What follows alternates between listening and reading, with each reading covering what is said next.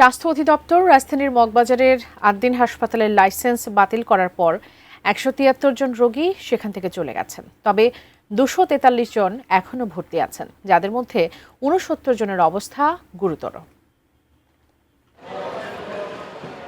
৩ দিনের নবজাতক নিয়ে বাধ্য হয়েই রাজধানীর মগবাজারের আদ্দিন হাসপাতাল থেকে মুন্সিগঞ্জের বিক্রমপুরের বাড়িতে ফিরে যাচ্ছেন তারা।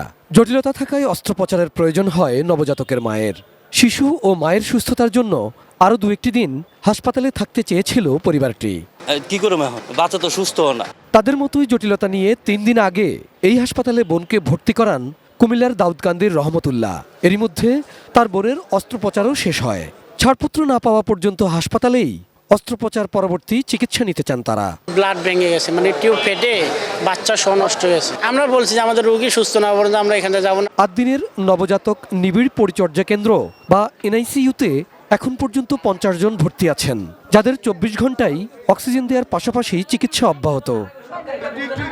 এছাড়া নিবিড় পরিচর্যা কেন্দ্র বা আইসিইউ এবং এইচডিইউতে ভর্তি আছেন ১৩ জন।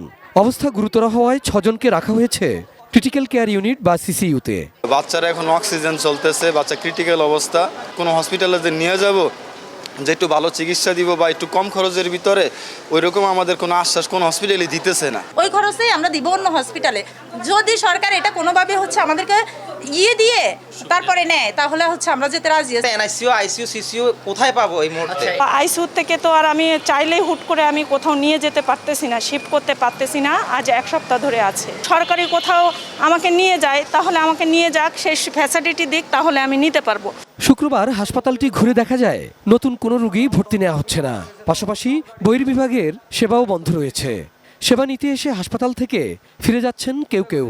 আমি রোগী ৪ তারিখ ডাক্তার দেখাই গেছি, আমি অন্তঃসত্ত্বা, কিন্তু এখন আমি তো ওখানে ভিতরেই যাইতে পারি না। এখন যদি এখানে চিকিৎসা না পাই, তাহলে আমাদের অন্য কোনো ব্যবস্থা নিতে হবে। বৃহস্পতিবার মগবাজারের আদ্দিন হাসপাতালের লাইসেন্স বাতিল করে সেখানকার আইসিইউ রোগীদের অন্য জায়গায় সরে যেতে ৭২ ঘন্টা সময় বেঁধে দেয় স্বাস্থ্য অধিদপ্তর। Abul Kalam Azad, ATN news, Dhaka.